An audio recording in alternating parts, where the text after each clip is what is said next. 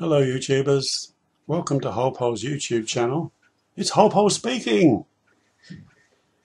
Just here to wish all the subscribers, 862 of you, a very happy Christmas and a happy 2014. Good news on the Hornby front, doesn't it? Seems to be that the log jam is going to disappear, we hope. No doubt that most of you have seen the 2014 Hornby program by now.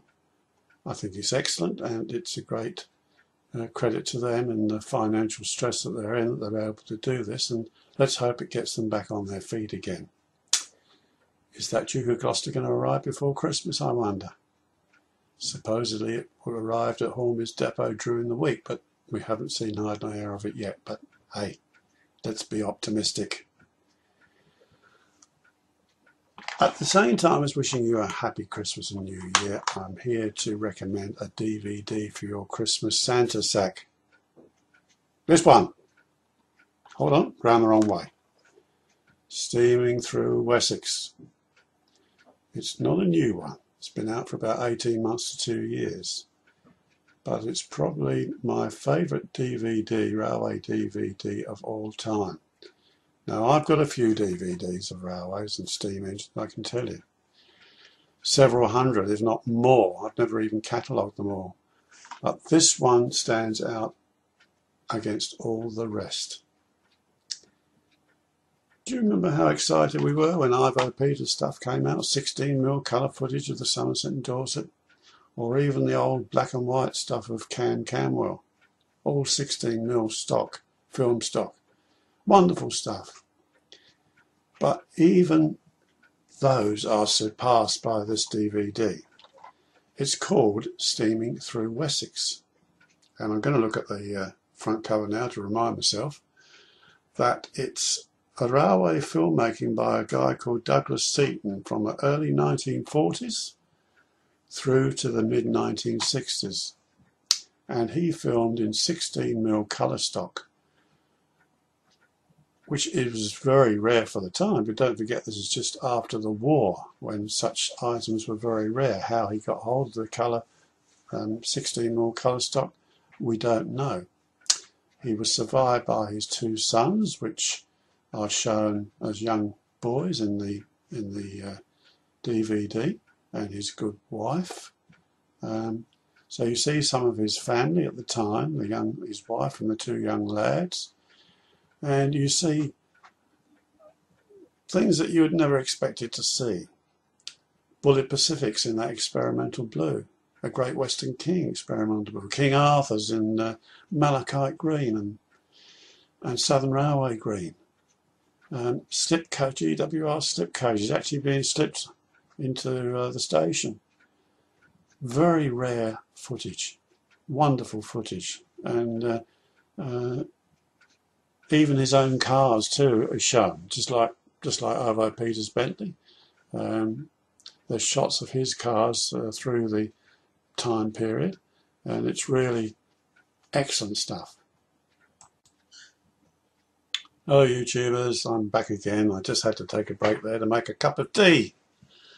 Now, I've been raving on about this DVD, and if you'll bear with me while I put on my glasses so I can see, I will quickly read through from the back of the DVD what's on it. Okay, it's 90 minutes long. It's from Kingfisher. It's £19.95.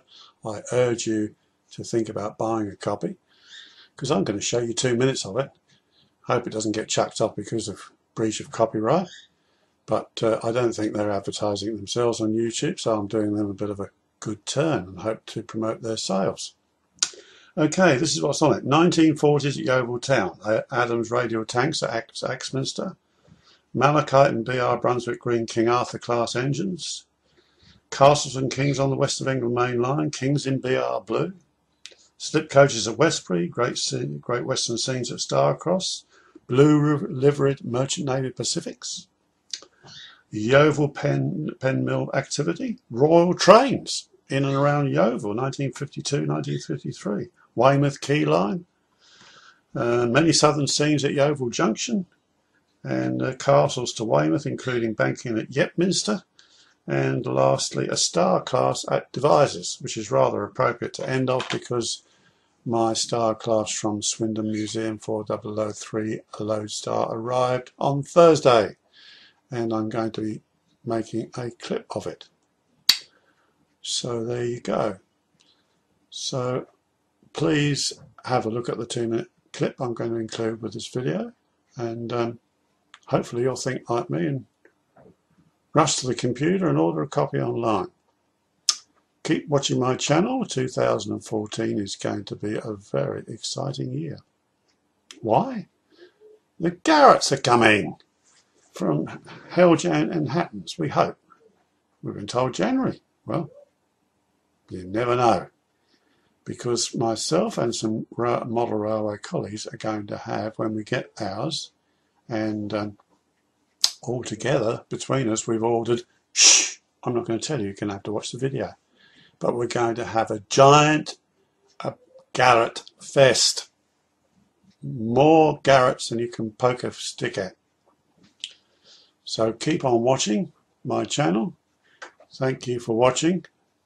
And somebody just hit their head round the corner, I don't know who, but anyway, I'll keep going and say goodbye for now, and once again a happy Christmas and a happy New Year. Take care. Archive films that remain of steam in the southwest region of Britain. These films were captured by Douglas Seaton between the 1930s and the mid-1960s, and form a unique record of railways based around his hometown of Yeovil in Somerset. As we shall see, he took his 16mm camera with him to other parts of the region, such as Devon and to Wiltshire, around Devizes and Westbury. Crucially, he filmed pre-nationalisation subjects and the interesting era of the changeover in liveries of locomotives, both on the southern and western regions.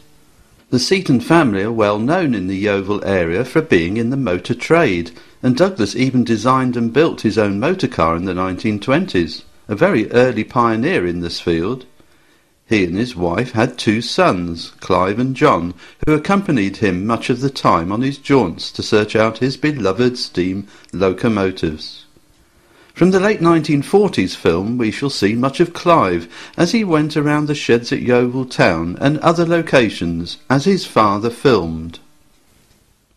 Let's settle down now and view these astonishing scenes as we begin this nostalgic journey at Weymouth Quay. The scene is set at Cousins Corner in the backwater at Weymouth, with the Quay tramway line running through the view. The paddle steamer Emperor of India is being prepared for service in the Bournemouth area, so these scenes are likely to be in the spring of 1949. A young Clive Seaton is taken along the quay by his mother Dorothy. Emperor of India had only just been overhauled the previous year, following her distinguished war service. The area between the backwater and the quay tramway was littered with components used by Cousins' workshops close